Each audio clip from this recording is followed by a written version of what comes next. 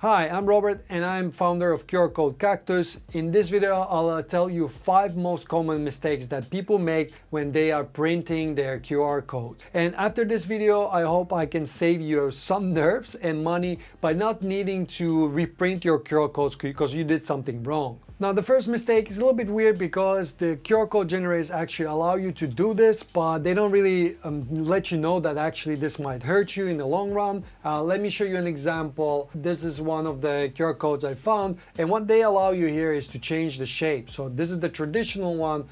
Something like this sticker is still okay, but when it gets to something a bit more tricky like this coffee cup, or maybe you have something like a burger here or a car, that's when it gets a bit lost. And especially if you're using it on smaller sizes, it is much harder to actually, for your phone to scan this. And just in general, people recognize normal QR codes. They're usually in square shape. So if you deviate from that, many people just miss it, even though otherwise it's designed fine. The other thing that people also use is not only the stickers, but maybe they use some crazy shapes. So they change the little squares inside here that then it just starts to look unrecognizable if you change them a lot. So this one, it starts to get just something that people can't recognize. So I would definitely be very careful of using something like this just so that you don't skew it too much. The people that are actually scanning it can recognize it, that your phone can recognize it. So basically the first mistake is just over designing your QR codes. Keep it simple.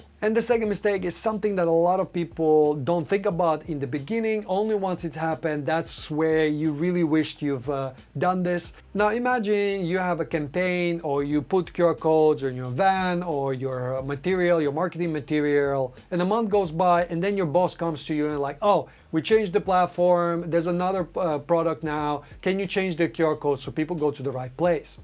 And then you're like, oh, can I actually do it? Well, that's the question.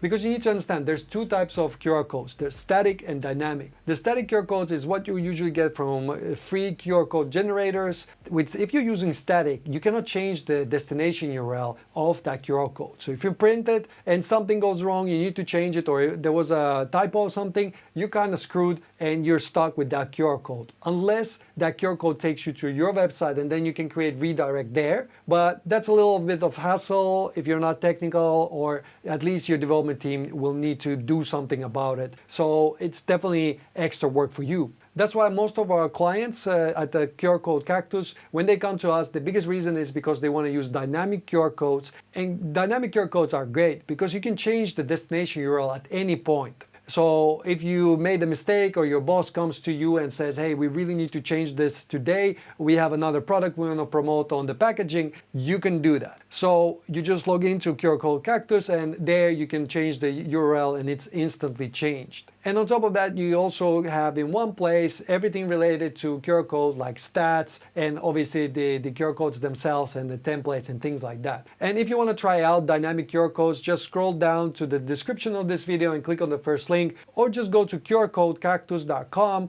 and there's a 7-day free trial, no credit card needed, so you can just test it out without committing to anything. So the second mistake is that people use static QR codes where they should have used dynamic, especially when you have lots of money involved or lots of hassle to change the QR codes. You should always go with dynamic. It just makes your life easier if there's any changes.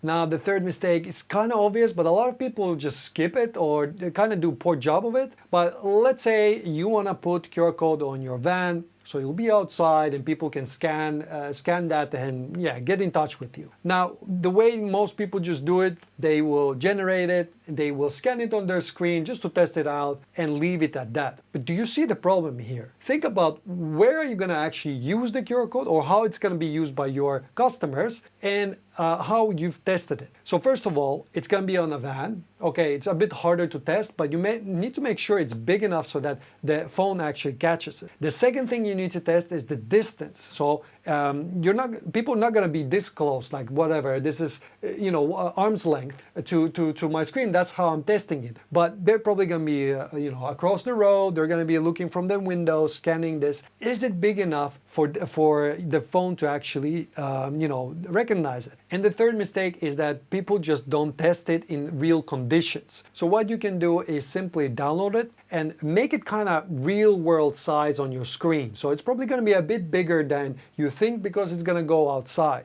And then you need to take a few steps back, or even, as far as you can go, and then you need to just test it out if your phone can detect it. And that way you'll have more peace of mind that it actually works. And if the test works out, great, you can just send it to the printer.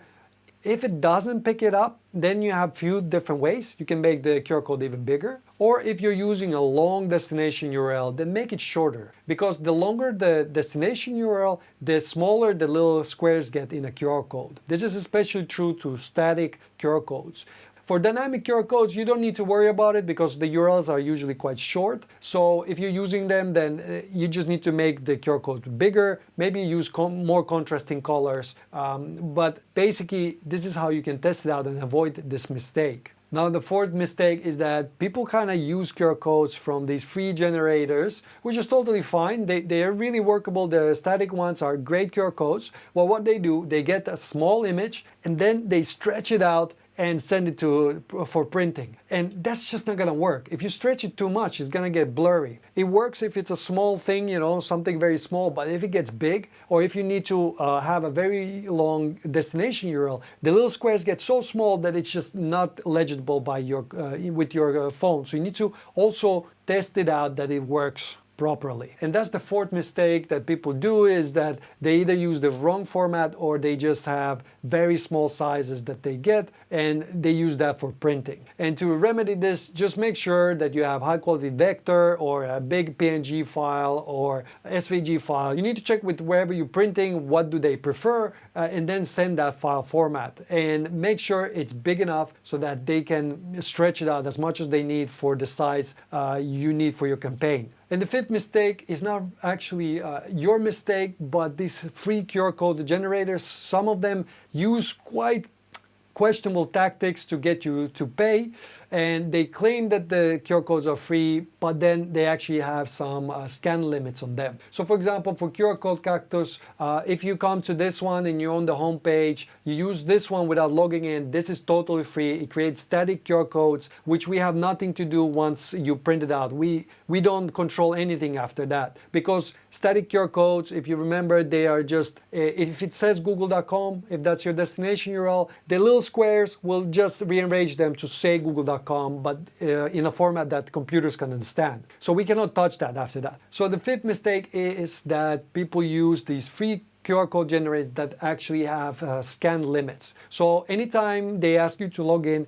that usually means that you will need to pay either within a time limit or in a scan limit. So be careful with that. And if you're not sure, just use QR code Cactus, because like I said, homepage, if you use this one, it's totally free and it's forever. Now you know what mistakes to avoid, but you may be wondering if QR codes are truly free. That's why you should watch this video next if you want to learn what the difference is between free and paid QR codes and when is it worth paying for one.